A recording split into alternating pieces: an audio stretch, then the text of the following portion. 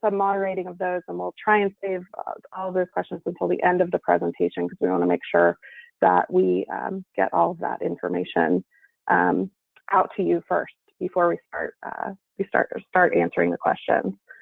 We are going to be recording this webinar, so we will press the record button here in a second. And I'm going to hand it over to Jeff Burgett. Hi, everyone. Thank you. Good Monday morning to everyone. I really appreciate, I see we have 44 attendees on the line here. Thank you so much for taking this time out of your day. Really appreciate it. I just want to do a very brief introduction for this project. This climate change synthesis, which has been co-produced by the natural resource management community in Hawaii and EcoAdapt, is intended to provide a major tool for climate change adaptation in your work. It's part of the larger Hawaiian Islands Terrestrial Adaptation Initiative, or HITI. We funded and conducted this project because our cooperators expressed a need for a bridge between climate change science and the management planning and action that they do day to day to preserve Hawaii's biocultural resources. And that's mostly you. All of you are members of that community and are engaged in really great work that needs to be possibly somewhat modified in your work to deal with climate change. And we're in the early stages of figuring out what that looks like. So this is intended to help you do that. The products are focused at an island scale, which is the scale that folks do planning on, and it was developed by and for the management community. Each island or group you'll see is going to have a vulnerability assessment for a variety of resources and adaptation ideas and summaries to go along with those vulnerabilities. We did one for Kauai, one for Oahu, one for Maui, Lanai, a separate one for Molokai, which I'll get to in a second, and also the island of Hawaii. We were just finishing a previous collaboration we had with Kahonua Momona on Molokai as we were starting this project, and they asked for a different approach, so we accommodated them because we're working with natural resource managers to meet their needs. And so they have a slightly different product, but they can also use a lot of the information from the Maui work. Just wanted to point that out. So could I go to the next slide? I just want to thank all of the HITI partners. These organizations set a goal a couple of years ago that by 2019, natural resource and cultural resource management in Hawaii for terrestrial and aquatic resources would be cognizant and working in recognition of the shifts that are going to happen in these resources with climate change. So the idea was that we had a few years to develop products and the ability to use those products, which is just as important, in order to be ready to make the changes that are needed in management to safeguard the resources that we're entrusted with.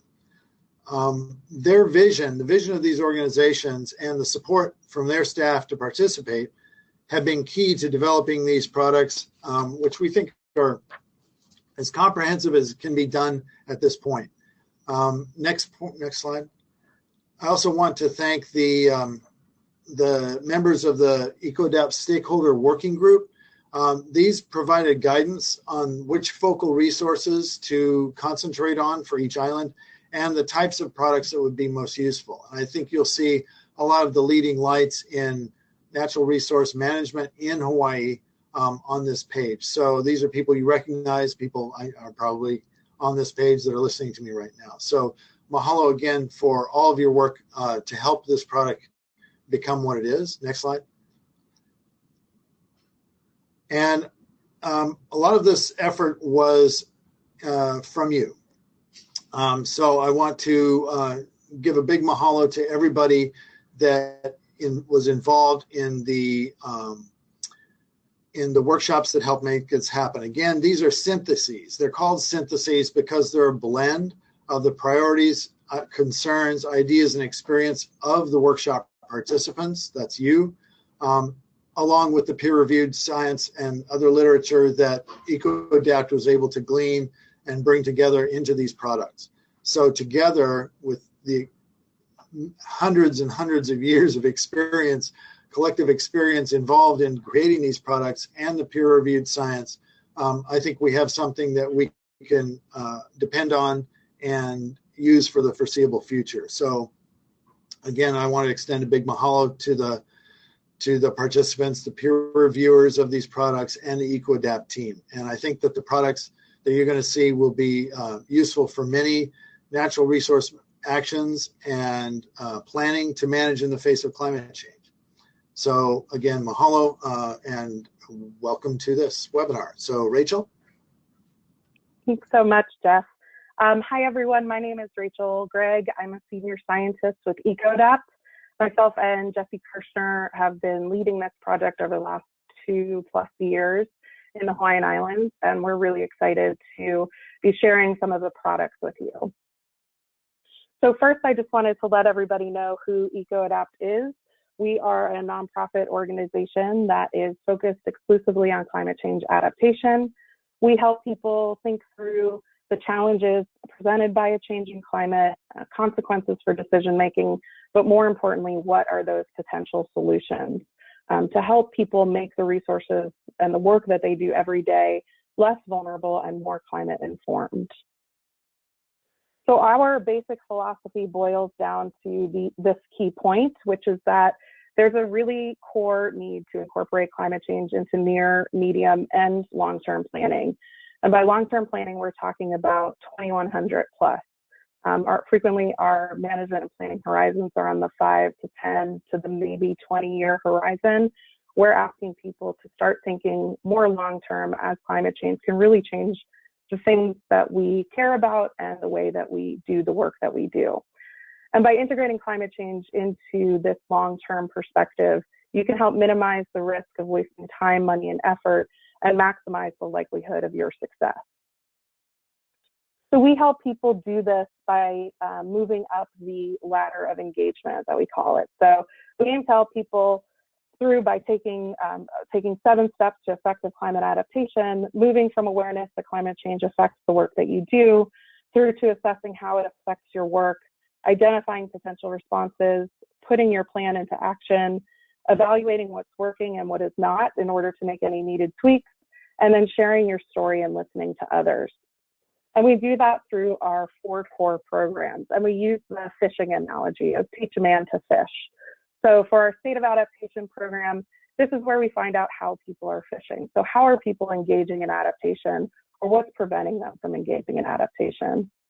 For our awareness to action program, which this particular project falls under, that's where we teach other people how to do adaptation, how to think through vulnerability assessments, how to actually adopt a climate adapted framework for your work. We also have the Climate Adaptation Knowledge Exchange, or CAKE. It's at cakex.org. This is where we connect people who are engaged in climate adaptation. So how have people in similar situations as you, but maybe in different sectors or different geographies, how are they addressing climate challenges on the ground? So CAKE has a ton of case studies and adaptation resources and tools that you may find useful in your work.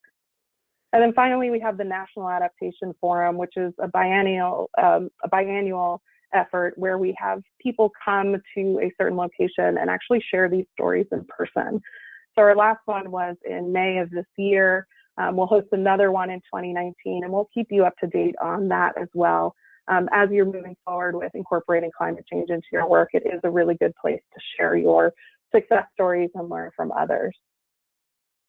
So our specialty is really creating these customized workshops and products and trying to facilitate stakeholder-driven efforts where technical experts and community members can collaborate on vulnerability assessments, adaptation strategy development, and implementation planning.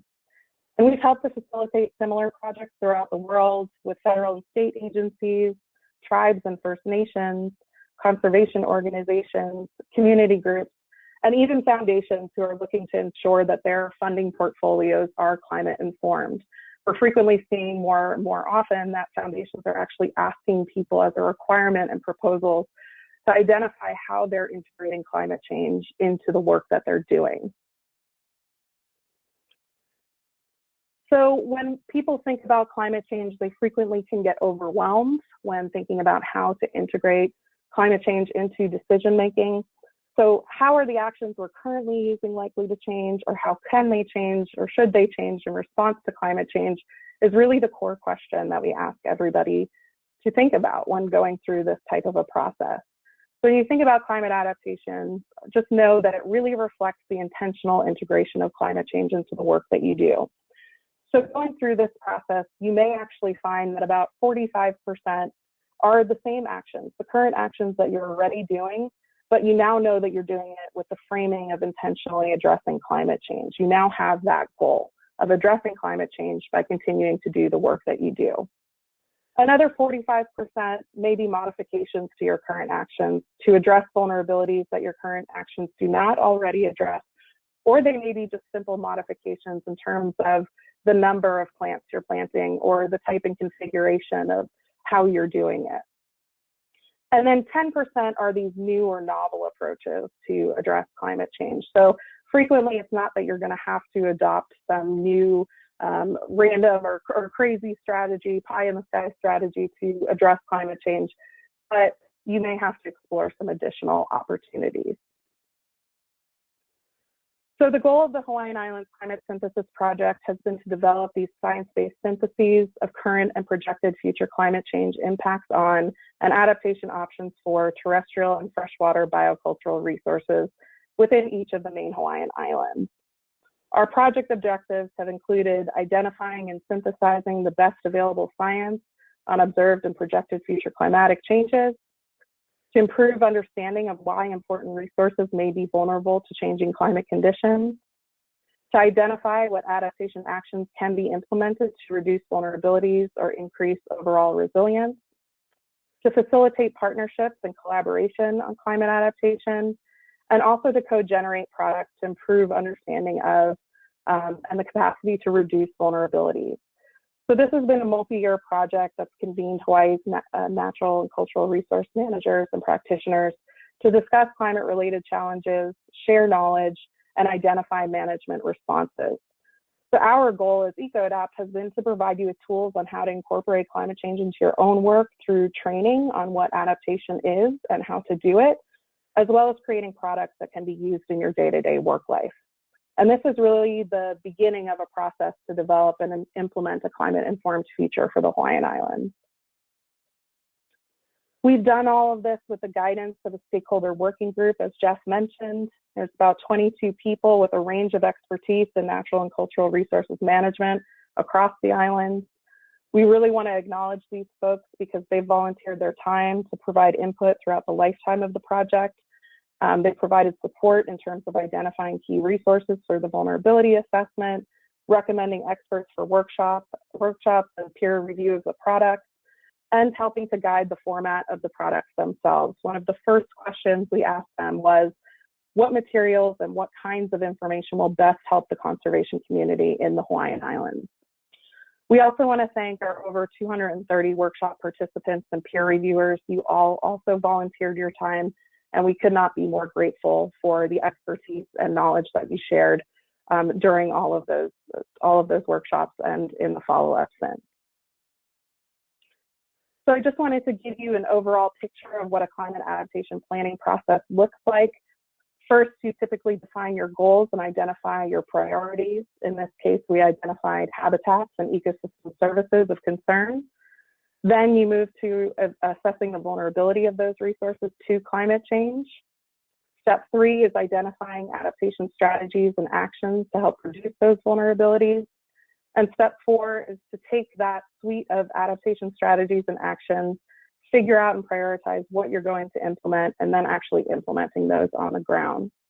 And step 5 is really important too, because as you move forward with some of these adaptation options, you're going to want to make sure that you're monitoring and evaluating to see what's working and what's not, so you can make those necessary revisions as soon as possible.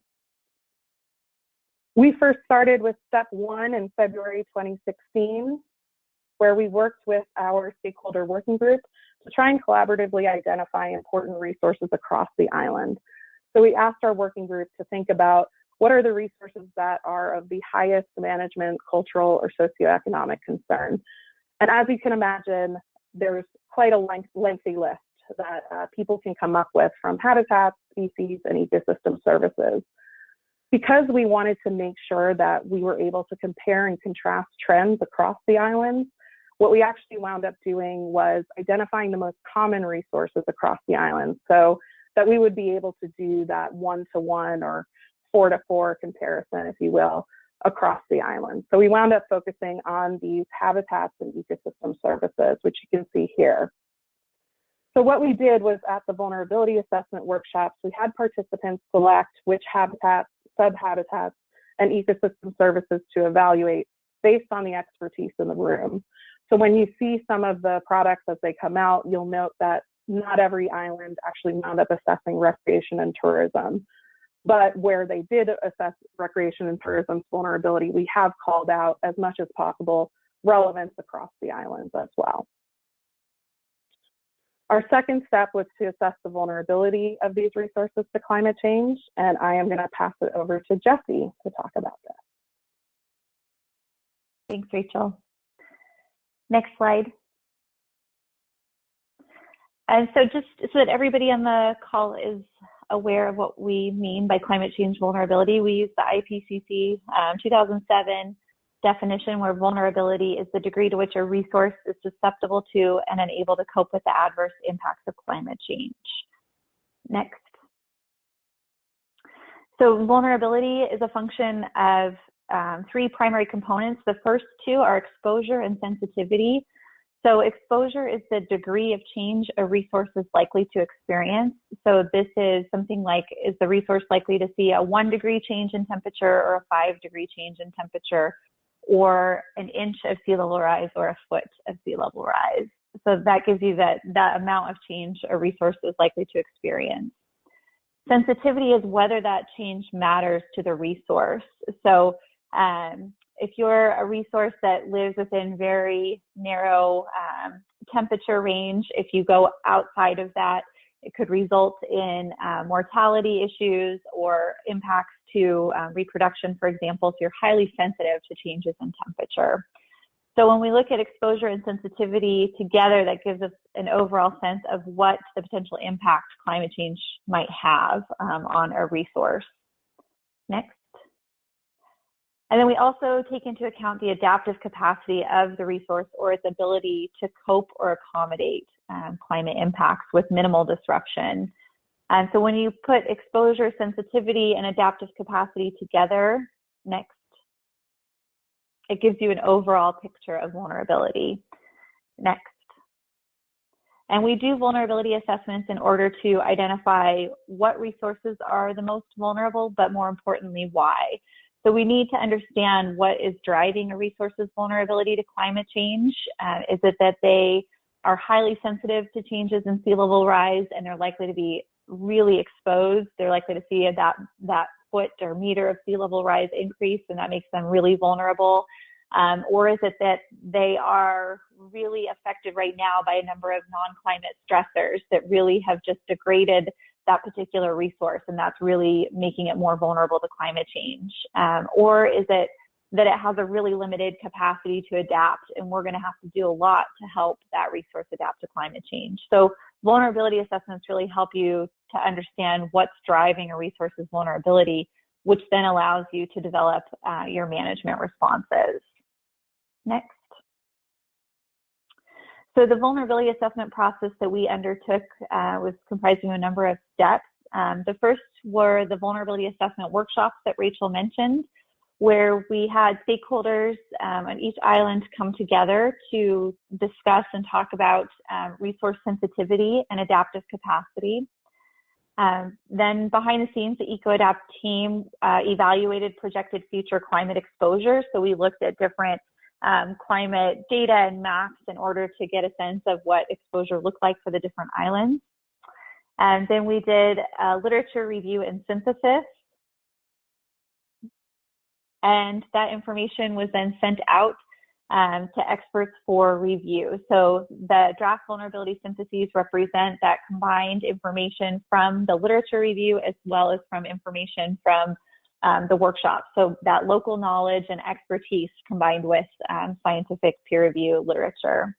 And then from the expert review, the comments and revisions were then incorporated into those drafts, and we've created these final vulnerability assessment products. Next. So what I want to do now is just take a step back and give you a really broad sense of what some of the trends look like for all of the resources across the different islands. And so I'm going to go through a figure for each of the different types of habitats that we looked at. So terrestrial, sort of upland habitats, we'll go through a figure looking at freshwater, one looking at coastal, and then one looking at the ecosystem services. And I'm just going to pull out some of the broader trends that we're seeing across the different islands and where there's differences. So just to orient you to this figure, if you look along the X or horizontal axis, we have potential impact, which represents that combined sensitivity and exposure evaluation. So as you move from left to right, you move from low impact to much higher impact. And then on the Y or vertical axis, we have adaptive capacity. So as you move from bottom to top, you move from low capacity to adapt to climate change to really high capacity to adapt to climate change. Next. So just to give you sort of an overall sense of where things fall in here, if you are much less vulnerable, you're going to fall in that upper left corner. You have a really high capacity to adapt. And you have a really low impact. So you're not very sensitive and you're not highly exposed. If you move down into that bottom right corner, all those resources down in the bottom right corner, you're more vulnerable. So that's where you have a really high impact. You're likely to be highly sensitive to climate change and highly exposed, and you have a really low capacity to adapt. Next. So the first one that I'm starting with is a comparison of terrestrial upland habitats. So this is music and wet forest, dry forest habitats, and then alpine and subalpine habitats. Hawaii are colored in the dark green. Kauai is in bright blue. Oahu is in pink, and Maui is in the purple. And so again, those habitats that fall in sort of that bottom lower corner, you can see Hawaii dry forest and then Oahu music forest were some of the ones that were evaluated to have greater vulnerability. And I will show you a table giving you an overall picture of vulnerabilities here in just a minute. So part of the reason we like to show this figure is so that you can start to see what's driving the vulnerability. Is it that you have a low adaptive capacity? Is it that you have a high impact? Is it both of those things? So for example, if you look right in the middle at the wet forest, the Kauai wet forest, there's one that has sort of that moderate adaptive capacity, moderate impact. So when you're starting to think about your management options, it already has a pretty good capacity to adapt to climate change. So thinking about ways that we can maintain that adaptive capacity, as well as trying to lower some of that sensitivity and exposure, whether it's to climate change or to non-climate stressors. Next slide.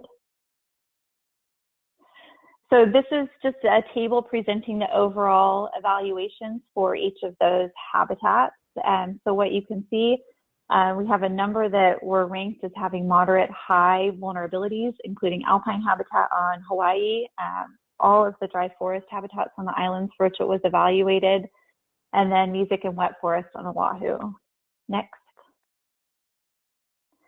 For the alpine habitats for Hawaii and Maui, the primary driver of the differences and why we saw that lower evaluation, where we've had a moderate ranking of vulnerability for Maui, it was due to the impact of non-climate stressors, which were much greater for Hawaii Island. So things like roads and highways and trails, development, recreation, those were all evaluated as having a significant impact on alpine habitats in Hawaii, which is what is driving that overall moderate high vulnerability ranking compared to alpine habitats on Maui. For the music and wet forest, for Oahu, the primary driver of that difference, why we're seeing a moderate high vulnerability ranking for Oahu as compared to music and wet forest on the other islands, is primarily driven by that lower overall adaptive capacity for those habitats. Because in a lot of cases, they're already highly degraded. They're in some of the lowland areas. They're already impacted by a lot of different non-climate stressors. And so that was really that lower capacity to adapt is what's really driving that higher ranking in terms of vulnerability. Next. Just generally in terms of overall trends for these upland terrestrial habitats, they were all evaluated as being vulnerable to climatic changes that alter water or moisture availability. So things like changes in precipitation, reduced soil moisture, increased air temperature and evapotranspiration, those all significantly affect these different habitats. Next. And important to note, it's not reflected in this table, it was on the previous slide, but mesic and wet forests were all evaluated separately. They're combined here in this table, but they were evaluated each as their own. And in general, mesic forests received slightly greater vulnerability scores. So you will see differences there. Generally, it was felt that mesic forests had greater vulnerability, again, really driven by that non-climate stressor impact in some of those areas. One other thing I wanted to point out in this table is just the confidence column. So as part of our workshop and as part of the exposure evaluations, people evaluated their confidence in their rankings that were assigned. So if you said that alpine habitats were highly sensitive to changes in precipitation, how confident were you in that evaluation?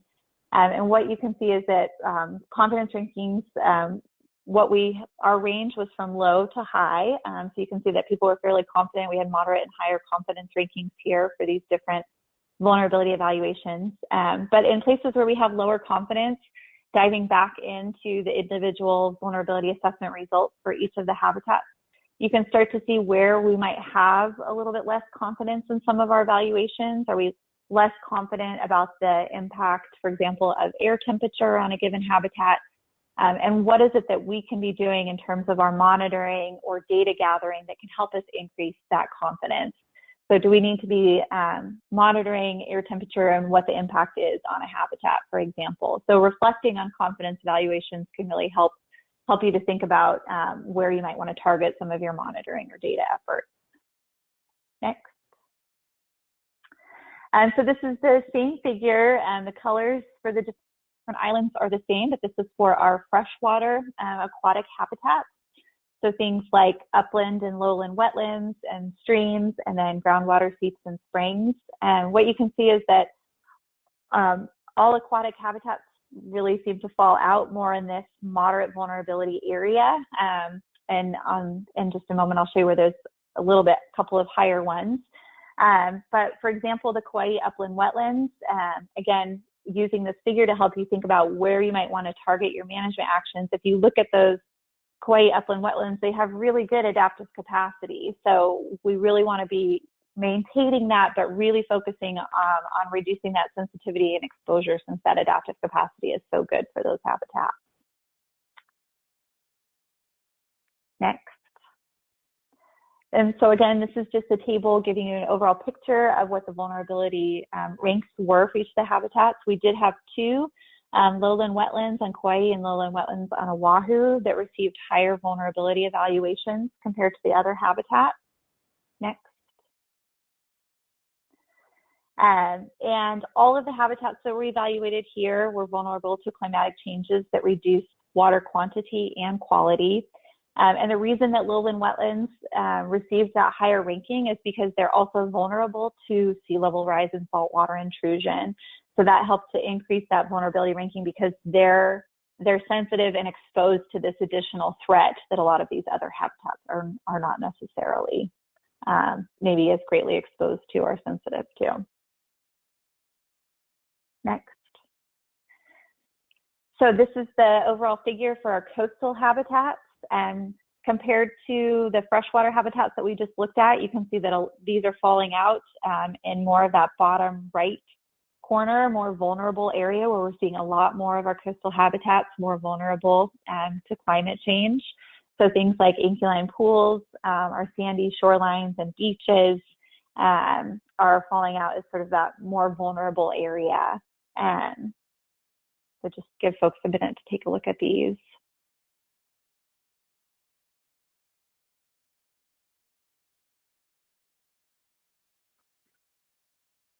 Next. And again, here's the table giving you an overall comparison of what vulnerability looks like for the different habitats. So the inquine pools that were evaluated on Hawaii and Maui, both receiving moderate high vulnerability scores. Sandy beaches and beaches and shorelines were evaluated as having high or moderate high vulnerabilities. And then in some cases, some of the rocky shorelines and estuaries also received some of those higher vulnerability rankings on different islands.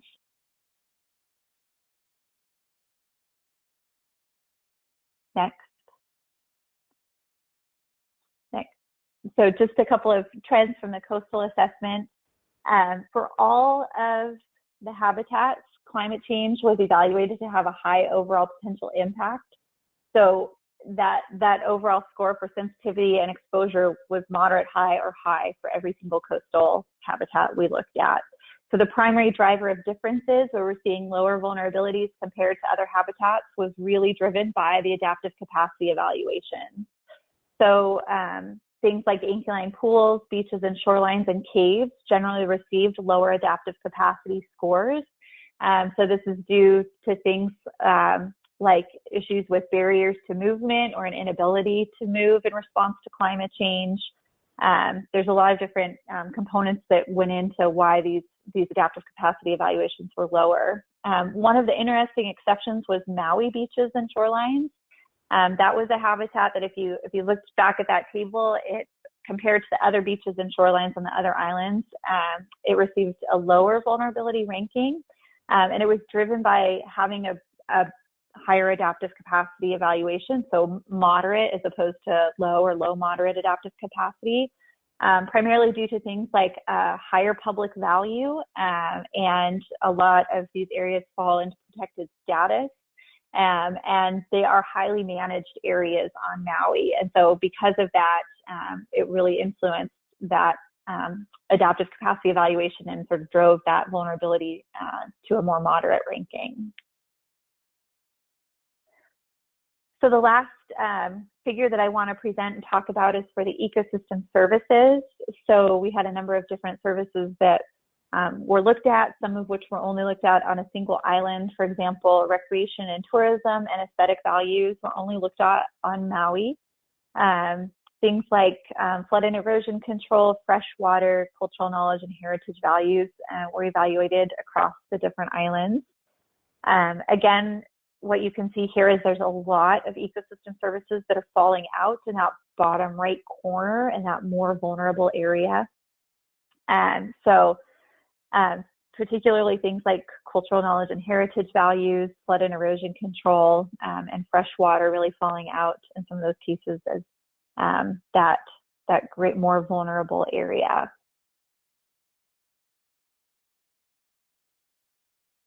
Next. And then again, here's the table giving you an overall picture of the vulnerability rankings for the different habitats. And I'm going to talk a little bit about some of these differences on the next slide, but just wanted to give people a sense of how the overall vulnerability rankings fell out.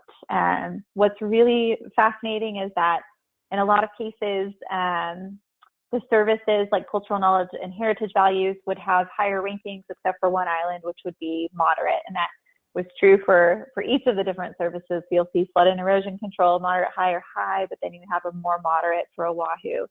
So it's interesting to see those island differences and to think a little bit more about what those where the differences are and why. And I'm just presenting a snapshot right now because we don't have a ton of time, but we do detail this information in the synthesis report that's going to be coming out as part of this project. Next. So a couple of things to note. Each island had at least 2 services that were evaluated as having moderate, high, or high vulnerability. So those were some of the things that services were one of the ones that really stood out as being highly vulnerable. Next. Maui was interesting in that it had 5 services that had high vulnerability rankings, so that moderate, high, or higher. It was cultural knowledge and heritage values, food and fiber, fresh water, recreation and tourism, and flood and erosion control. So that was the island that had the highest number of services with greater vulnerability. And again, the primary driver of differences for service evaluations was similar to coastal. It was really driven by adaptive capacity. And so when you look into the synthesis report and see how we get into some of the trends and where there's differences, you'll start to see things like what I've put here, which is the Kauai cultural knowledge and heritage values received higher adaptive capacity ranking because it was felt that there was greater public value and support on the island for those services. And there has been increasing integration of these values into natural resource management decision making. And so that really shifted that evaluation, that vulnerability ranking for Kauai cultural knowledge and heritage to moderate as opposed to moderate high, because it has a better capacity to adapt. So you'll start to see where we call out those differences in the report. Next. So we have 2 primary types of products that come out of our vulnerability assessment, and we encourage you to keep in mind these 2 questions as you're thinking about the products and what we're offering. So what type of information do you need and what level of information do you need? Next. So the first product that we have are vulnerability syntheses. So again, I just presented some overall trends, but we have these vulnerability syntheses that really represent a state of the science synthesis of what current vulnerability looks like for these different habitats and ecosystem services. So it's a very deep dive into what is driving overall vulnerability of dry forest habitats, for example, or of cultural knowledge and heritage values on Kauai. So they're quite long, they're 20+ pages. What we've done is we have the climatic factors, disturbance regimes, non-climate stressors that are really important to think about for these different resources. If they're climate factors, we detail the historical and current trends and then the projected future trends. And then we discuss what the potential impacts are on the habitat or on the ecosystem service. So these syntheses really provide this in-depth example or in-depth information of key vulnerabilities and what the impacts are on the habitats or services. Next. The next product are our vulnerability briefs, which provide just sort of a 1-page snapshot of the overall vulnerability of a given habitat or service. So these are more like an informational flyer. They're just meant to give you a lot of information in a short form and really just highlight sort of those key vulnerabilities and adaptive capacity factors. We think of these more as a communication product that you can use internally or with partners. Whereas the synthesis document, we anticipate use in terms of helping support management or planning documents and assessments and syntheses. Next. With that, I'll turn it back over to Rachel. Yeah, thank you, Jessie. So as we reflect back on our climate adaptation planning framework, now that we've collectively identified our vulnerabilities, the next step was to try and identify adaptation strategies and actions. So first, to define adaptation refers to efforts to reduce the negative effects of or potentially take advantage of opportunities provided by climate change. So when you think about adaptation actions, you can think of those that help to actually alleviate the impact of climate change by increasing resilience or decreasing vulnerability. And adaptation is really important because it helps you think about your investments of time and money over the long term. So in thinking through adaptation options, it's important to reflect back on the 3 main components of the vulnerability assessment: exposure, sensitivity, and adaptive capacity. So you want to try to reduce exposure, reduce sensitivity, and increase your adaptive capacity. So when you think about exposure, you can think about trying to actually avoid climate and non-climate impacts. So some actions here might be things like actually protecting resources from flooding damage, whether it's through setbacks or living shorelines and green infrastructure. You may want to actually facilitate the assisted migration of species out of areas that they're exposed to sea level rise or increased temperatures. Another example is installing tide gates to try and reduce the risk of saltwater intrusion. When we talk about reducing sensitivity, we're talking about trying to improve the condition of our habitats and services. So example actions here are things like actively planting drought-tolerant native species in areas that are projected to get drier, reducing invasive species that outcompete native species. This is one that several of you are already working on. So you can see here from the pie chart we showed at the beginning, some of these are some of the current actions you're doing, but now you're doing them with the intention of addressing climate change. Other examples include enhancing native seed storage to make sure that those seeds are available in the future and outplanting native species. When we talk about adaptive capacity, we're talking about enhancing, so maintaining or increasing our ability to cope with change. So you want to think about actions such as removing barriers to species and habitat movement and migration, increasing research to better inform management options, and reducing pollutant runoff. Adaptation strategies and actions typically fall under these 5 categories: resistance, resilience, response, knowledge, and collaboration, which I just want to walk you through here. So resistance strategies, these are the ones that help you aggressively defend your resources of concern. So you can think about a fortress. A lot of these strategies focus on prevention or protection. The thing is that most of these strategies may only be viable in the near term. We may not be able to withhold or withstand the impacts of climate change for very much longer. Resilience strategies help you accommodate some change, but do encourage a return to a prior desired condition by reducing stress. So this picture here is of a mobile bathroom unit that has been installed at the Assateague National Seashore in North Carolina. These are really easy to remove and reposition after storms. So you can think of similar actions where you may be able to recover or get back to a previous desired state. Things like restoring coastal wetlands to buffer storm surge or removing invasive species. Our response strategies help to ease the transition from our current state to future states under climate change. So you can think about a tent where you can pick up stakes and move ground as needed. So the actions here may include assisted migration of isolated species or identifying and protecting climate refugia. Strategies in this category may include accepting loss and letting nature take its course if necessary. Knowledge and collaboration strategies are fairly straightforward. For knowledge, your goal is to use the best information and knowledge to inform your actions in terms of what, when, and how something is implemented. And collaboration, the idea is to work in collaboration with your peers in your field and beyond to develop and implement solutions.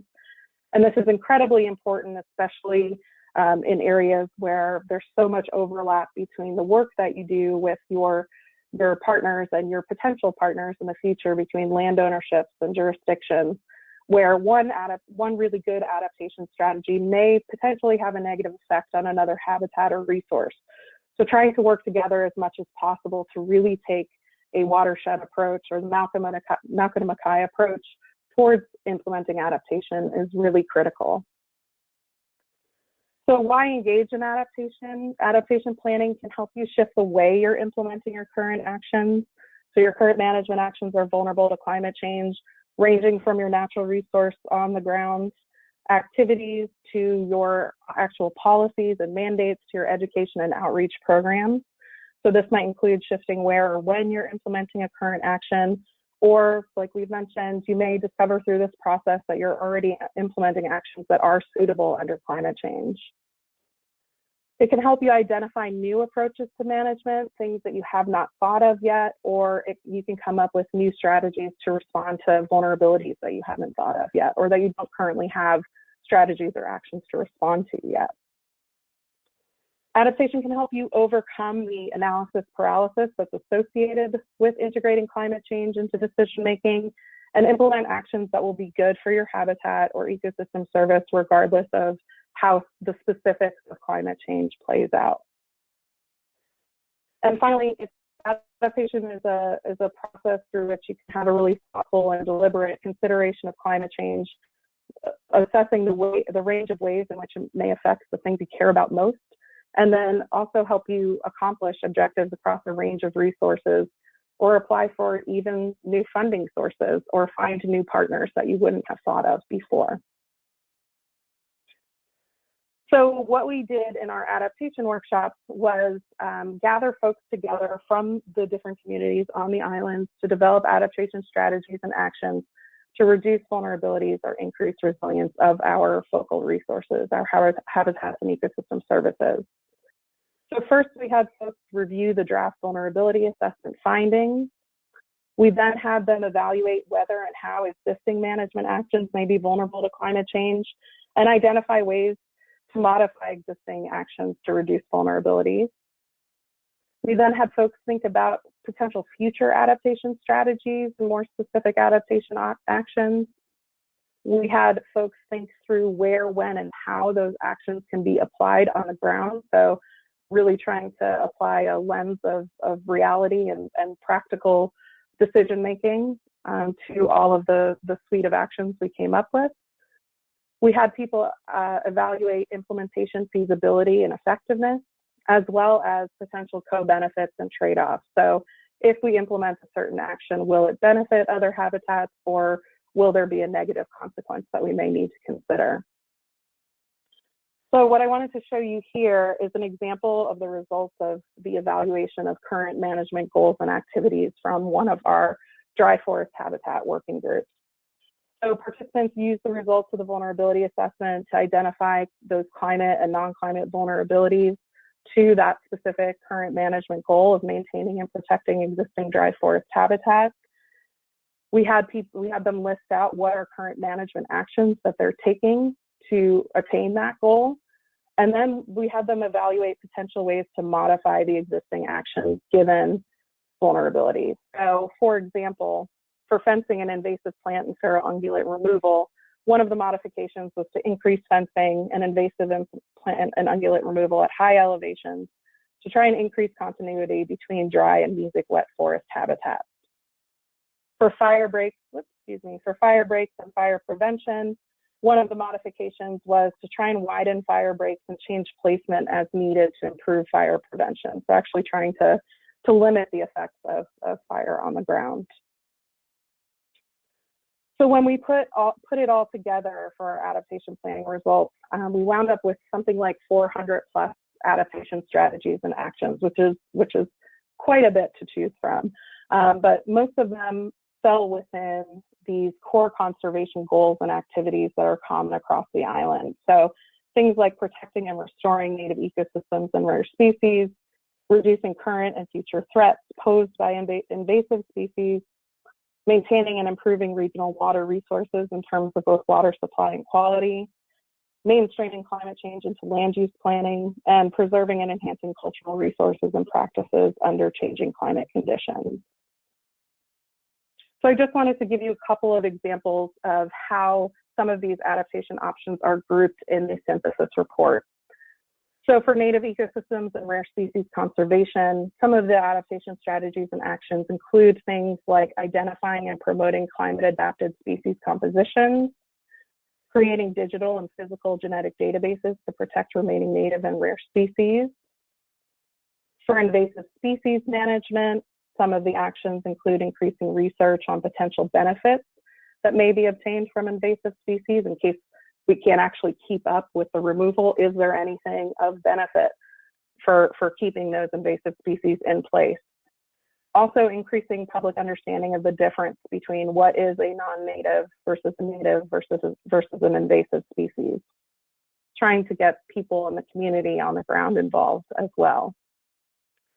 For water resources planning, some of the actions include integrating climate projections into water commission planning efforts, which would be really key.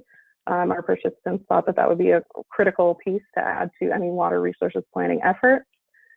Reducing stress on water quality by converting cesspool septic systems, increasing water catchments and reservoirs to maintain a resilient water supply, and also encouraging low impact development and green infrastructure techniques to try and reduce impervious pavement and the effects of impervious pavement that lead to just that flash flooding and runoff of polluted water.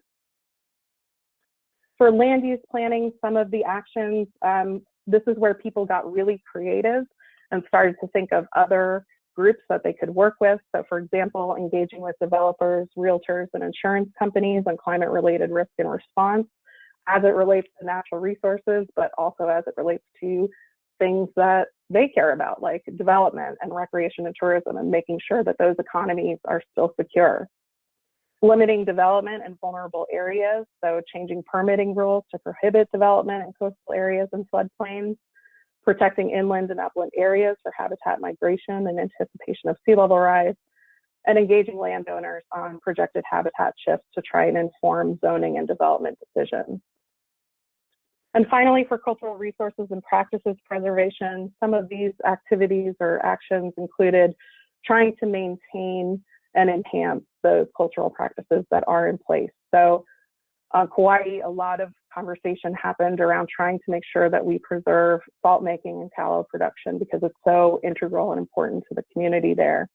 Incorporating cultural concerns and community participation into climate adaptation projects, even including and increasing local food security to try and build resilient cultural communities.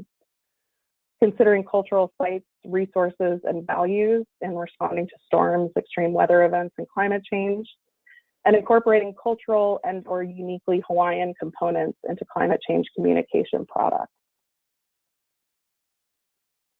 So now that we have this list of 400 plus adaptation strategies and actions that we've tried to distill for you, as you start to think about evaluating, prioritizing which adaptation options you're going to move forward with, we have a checklist here of what is quote unquote best adaptation. So first, you want to make sure that you're trying to reduce different components of vulnerability, that exposure, sensitivity, and adaptive capacity. You want to think near, medium, and long term. You want to try and spread risk across different approaches, so making sure you're not putting all your time and money into one approach when there are other options available to you and you're not quite sure if that one approach you're using is going to be robust over time. Thinking about using actions that address a number of climate impacts. So can you address and tick off a box for sea level rise, precipitation, increased temperatures, and increased storms? Or are you really concerned about sea level rise? Your most significant impact is sea level rise. How many actions can you use to try and address that specific impact? Of course, we also want to think about effectiveness in reducing vulnerabilities, as well as social and technical feasibility in implementing action. So you want to try and check as many of these boxes as possible when you're designing and prioritizing between adaptation options to make sure that you're really considering multiple aspects of climate change. So I want to walk you through a couple of examples from the full suite of strategies and actions on reducing the different components of vulnerability. When you think about reducing sensitivity, for example, some of these actions from a workshop for precipitation, drought, and temperature was identifying and promoting climate-adapted species composition, as well as seeding of temperature and drought-tolerant species. For invasive species and land use conversion, taking on revegetating dry forests by outplanting native species. For rain shifts that are driven either by increased temperature or sea level rise, thinking about outplanting native species in current as well as potential future wetland habitat, so you're actively preparing the landscape for change, as well as planting a variety of species that are adapted to different salinities, so you can monitor and detect what species are doing the best over time. For reducing our exposure to invasive species and temperature, identifying and protecting areas that may transition to dry forests in the future. For invasives and disease, improving biosecurity or actually supporting the biosecurity plan that exists to try and actively prevent the introduction of invasive insects, pathogens, plants, and animals to the island. For wildfire, widening those fire breaks wherever possible and changing placement if you need to improve fire prevention. For precipitation and storms, retrofitting existing infrastructure to reduce water losses and improve water conservation. So trying to fix those leaks, line those underground pipes, and also modifying culverts to accommodate extreme flooding. For increasing our adaptive capacity, there are a couple of options that folks came up with here. Exploring genetic engineering for increased resilience. So can you actually create drought-tolerant plants that would be suitable for the landscape? Restoring forests with resilient common species as well as rare species. Identifying and prioritizing existing dry forest biomes and creating strategies to expand protection and restoration. And for public support, trying to increase education of the legislature as well as public engagement with natural resources decisions that are being made by the legislature. So as we move through to talking about some of the tools that you're going to be finding in the products as you see them, which will be happening soon, I promise. First is this tool number 1, where we actually try to take you through, if you think back to the checklist, thinking near, medium, and long term, as well as spreading risk across different approaches. So you'll see tables like this that list out the different types of adaptation approaches from resistance to collaboration. And an example here is from Hawaii alpine subalpine. So these tables include actions that are developed for the same habitat on other islands where appropriate, as well as other options from literature or other workshops that we were able to find. So it gives you an idea of the range of options that are available as well as their applicability over time. So you can see there resistance is your near-term approach, which is like 0 to 5 years, moving up to response, which is your 20+ year approach. This gives an idea of where additional thought may need to go in terms of developing options to alter your management under climate change. And so you can see there are a couple of actions and approaches that are focused on resistance, where we're trying to aggressively defend our resources of concern. But it is really important to consider additional ways to prepare these resources to accommodate some climate change and also non-climatic changes to be more resilient, and to consider the response strategies where you're actively preparing for climate-driven transition. So trying to expand the list of specific adaptation actions under those resilience and response categories is really important. Tool number 2 is where we link actions to key climate and non-climate factors. So implementing these actions may help to directly reduce or increase or address the impacts of these climate stressors, disturbance regimes, and non-climate stressors.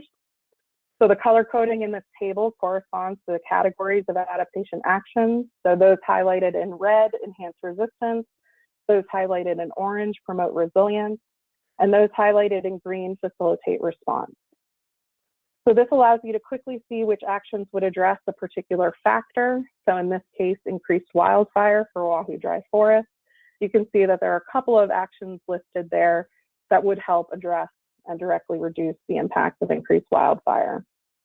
Instead of just focusing on 1 or 2 specific vulnerability factors, you can also look at this table by row to identify the actions that address multiple factors. So you can see there that if you're trying to address everything from changes in precipitation to increases in air temperature, insects and disease, etc., you have a couple of options there that can help you address multiple factors. Our third tool is this graph, which allows you to visualize the relative effectiveness and feasibility of the various adaptation actions. So along that vertical y-axis, you can see that it ranges from low effectiveness to high effectiveness. Along the bottom graph, it ranges from low feasibility to high feasibility. So as you're looking at this, actions that are considered highly effective and highly feasible are placed in the upper right-hand corner. And these might be actions that you would want to prioritize because they would be likely to work and would be a good use of your resources. For low effectiveness and feasibility rankings, those might be low on your priority list, or you might decide that they aren't a particularly good way to use your limited resources. It just depends on what you and your agency determine is important. So an example here, this is a graph that's representative of rankings from our workshop participants. All of those workshop participants came from multiple agencies, so they had to come to an agreement on what the feasibility and effectiveness rankings were. So it is possible that feasibility in particular may be ranked higher or lower depending on what your organization or agency mandate is. And you can actually take these tools and modify them with your own agency and organization to determine what you would move forward with. So for actions that have high or moderate effectiveness, but low or moderate feasibility, you may want to explore how to increase that technical or social feasibility for implementation. So you can see here that high feasibility, high effectiveness actions are the ones you may want to pursue first. These are the ones with the moderate to high effectiveness that have lower social and technical feasibility, but again, this might be a function of compromise between workshop participants, or if it's related to funding or the social will to get things done, you may want to think about what are ways that we can actually implement these things on the ground, and what is something we can do as a collaborative to work towards getting these more feasible to implement if they really will help reduce our vulnerabilities. Our final tool is around the ease of action, reversibility. So when you think about reversibility, we asked people to consider the long-term consequences of implementing certain actions, which helps align with an adaptive management approach, which is one of the kind of core tenets of climate adaptation, trying to embrace flexibility to make necessary adjustments to your plan as circumstances change.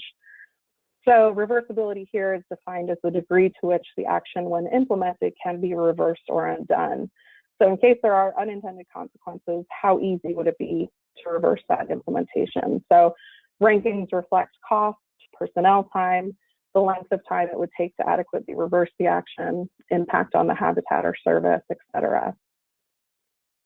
So these rankings are also agreed upon by workshop participants and may change. Another tool that would be flexible in terms of your organization or agency moving forward with things on your own. So as far as products go, we have these adaptation summaries. They're fairly short, 5 to 8 pages. They identify key vulnerabilities and provide an overview of adaptation options. They include all of those tools that we just went through, the actions linked with vulnerabilities, the feasibility and effectiveness figures. So we've really tried to make sure that you, as you look at these products, you can make sure that you're also checking off that list of what are we moving forward with. We've done some of the legwork for you as far as making sure that a lot of these actions fulfill several of those criteria. We also have these adaptation briefs that Jesse mentioned on the back page. On the front page, it'll be the vulnerability assessment results. On the back page are these adaptation snapshots. They're really these informational communication flyers that highlight key adaptation options to help reduce vulnerabilities that are linked directly with timeframes. So I wanted to give you an overview of the products, which we're finalizing right now, and you should see in early January. They will be on this page, that link at the bottom below, the bit.ly/Hawaii climate, or / depending on what slash you prefer to say. We'll also post them on the Climate Adaptation Knowledge Exchange at cakex.org. We're also in communication with several other groups to post it on DOFA websites and other partner websites. So you will not have a problem finding these products. What we have been creating are these habitat and ecosystem service vulnerability syntheses per island. So we'll have around 40 plus of those. Adaptation summaries per resource per island. We'll have, again, about 40 plus of those. These 2-page briefs that describe the key vulnerabilities and adaptation options. And finally, the synthesis report that Jesse mentioned, where it'll have the overall climate change trends and projections for the main Hawaiian Islands. We'll have statewide trends in the vulnerability assessment, as well as the adaptation options, and lots of cool figures that you'll be able to look at quickly to see how you can compare and contrast the results across the islands. A couple of key considerations for all of you as you move forward with taking the products that we've created, as well as absorbing the process from the workshops that many of you participated in, is first, that context matters. I know I repeated this several times during our workshops that we held, but you are an expert on your community, on your species, on your habitat. No one can take that away from you, that level of knowledge that you have. Integrating climate change into what you do is not overwhelming because you already have that core knowledge, and this state of the science will help you address any of the concerns that you may have as far as climate change goes. We also want to encourage you to consider short, medium, and long time frames within a portfolio of strategies. So consider using multiple actions in order to spread risks and resources across a range of opportunities. So consider beyond the typical management horizons of 10 to 20 years and reevaluate vulnerabilities and management actions as new information becomes available. Also, pay attention to unintended consequences and effects on other sectors that may be complementary or competitive. Again, one habitat's great adaptation strategy may not work for another habitat, so try to balance those. Part of the huge benefit of these workshops has been to create and set aside the space for so many different people to come together to talk about these challenges and discuss solutions. So again, this is the beginning of a process, and we have total trust and faith in you guys that you can take this and move forward to do the work that you need to do. And finally, to be creative. So to start, you may need to identify a range of options before you narrow down. We've given you a list here, but as you start to explore other resources or learn from other people at conferences or other meetings, totally look to those to try and get inspired. And along that line, I just wanted to say there are additional resources in addition to the products that we're sharing with you. There are a ton of case studies and tools out there to support your efforts. So TAKE is a free resource where we highlight examples of adaptation in action from around the world, as well as funding opportunities and adaptation tools. As I mentioned, funders are frequently looking to understand how you are actually addressing climate change. Like Jesse mentioned earlier, one of the things you can do with the vulnerability assessments is copy and paste, put that in your proposal to say, this is what we did, this is how we assess the vulnerability of this resource, and this is why this project will be critical to achieving our goals.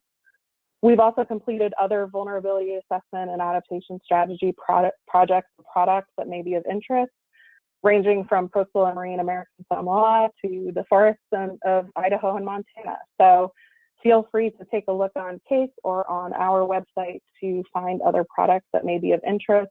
We have other reports out there that synthesize how adaptation is happening in different sectors and geographies that may help motivate you as well. And finally, we just want to note, Jesse and I are here to help you as you move towards digesting the products and are looking towards implementation. So please feel free to connect with us at any time. We are more than happy to help. If, by February you start reading these products and you have any questions, please feel free to reach out. We are, our greatest success is knowing that you guys are reading the products and are considering how to implement them. That would be amazing for us and a big tick mark in our box. Finally, I just want to say it's been such a pleasure to work with all of you on this project as we're wrapping up. It's an absolute pleasure to work with Jeff Burgett and Wendy Miles, Peggy Foreman, and Deanna Spooner, Lucas Forcini at Pixie, and thank you so much. Jeff, did you want to say anything to close? Well, thanks, Rachel. I really appreciate your and Jesse, your summary here. I think you did a good job of pointing out that this is the beginning of a process. What we've done here is not answer all possible questions. What we've done is give a good basis for everybody to work from. Everybody now has the same set of information, a good summary of what we know about climate change in Hawaii, and what we suspect may happen with all the appropriate caveats and uncertainties that are out there, because this is a situation that nobody's ever faced, that we're having to build the boat as we're sailing it. But I think everyone can start with these products, take them as a useful and thorough compendium of what we've been able to think of to this point and what the ideas are to this point.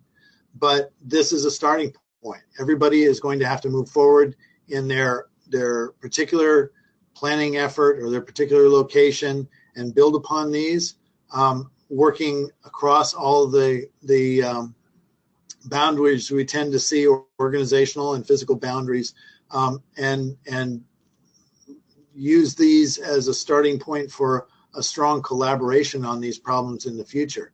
The strength of these and the way we were able to get them done was precisely because of that collaboration. And I think Jesse or Rachel, you mentioned that what you heard from the workshop participants was that they were super excited to have these workshop opportunities to talk to their peers and get new ideas, which they hadn't had a venue to do before. So I think those of us in management organizations and positions need to really take that to heart and create further opportunities for people to collaborate when they're working on specific,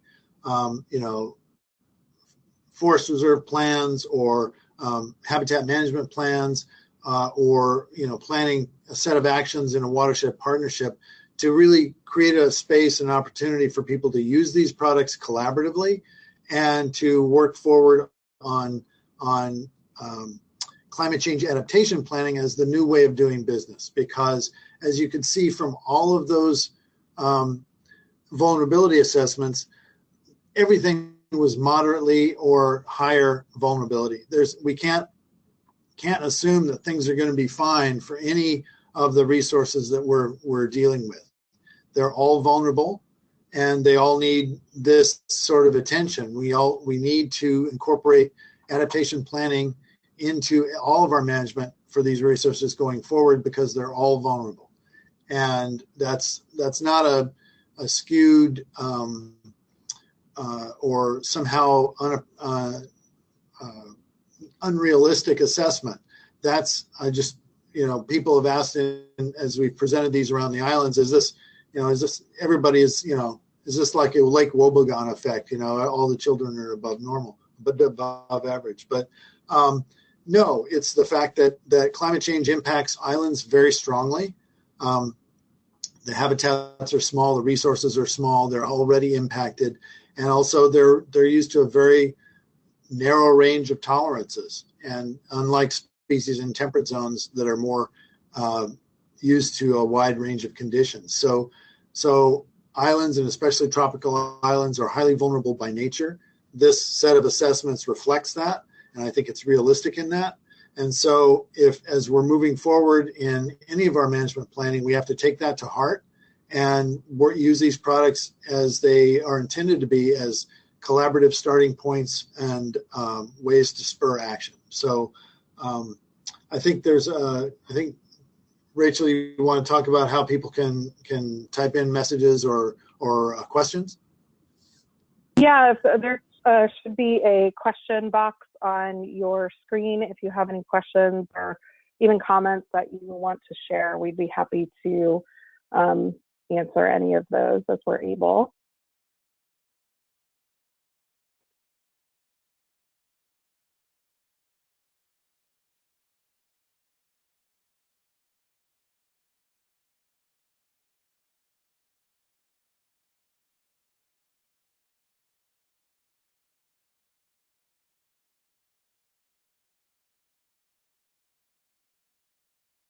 We'll give folks just a minute.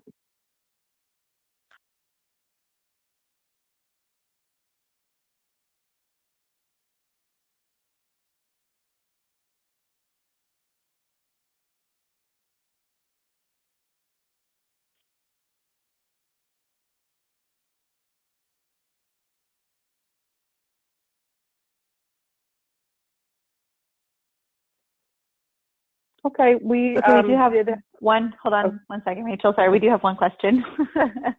I just got it. How can we obtain copies of the report? Yes, so you will see, let me go back here, on this page down here, that bit.ly link, bit.ly//Hawaii climate. That's where it will be. If you were a participant in the workshop and we have your email address, actually, we will have your email address because you registered for the workshop. We'll send out a direct link to you as well of all of the products. And then another question that just came in is, can your framework be used to assess vulnerability of other sectors such as energy or agriculture, and has your team done this before? Jesse, do you want me to answer that? Yes, you can absolutely use the framework to assess vulnerability of other sectors. I guess similar kinds of methodology right now is being used with cities, and comprehensive planning for communities and for counties. So it's definitely been used in other sectors, and with more of a human dimension sort of approach. And if you have questions about that, please feel free to contact either myself or Rachel. This is Jessie, and we can point you in the direction of where we've done that with what other groups and how it's been applied. Oops, I started at the beginning.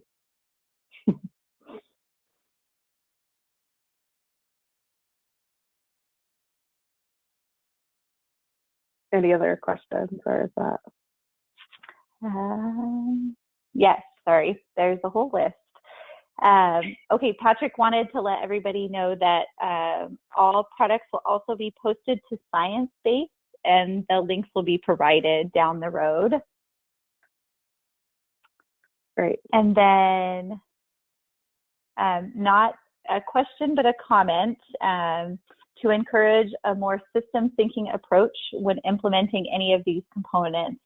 So for example, using invasive plant species such as Albizia as biomass for bioenergy or biofuel production.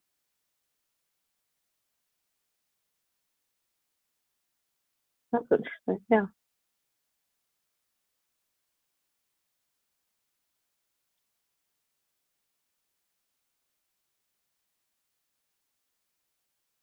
Any others? That is it currently. Okay. Well, we will, we've been recording this webinar and we will share it broadly with you as well. If once you see the products, of course, you don't have them in front of you yet, but once you see those, if you have any questions, please keep in touch. You have all of our emails down there. And thank you so much for all of you who contributed to this project from the beginning, from our fabulous stakeholder working group to our fabulous workshop participants. You all volunteered your time, our peer reviewers, you all volunteered your time, and this would not be what it is without you. It was critically important to have that you as experts provide your input, and we really, really, really appreciate it. If we could give you all a hug, we would. But instead, you'll get our products, and hopefully that will be good enough to help with your efforts. Thank you so much. Thank you, everyone. Aloha, mahalo. Bye-bye. Bye. Thank you.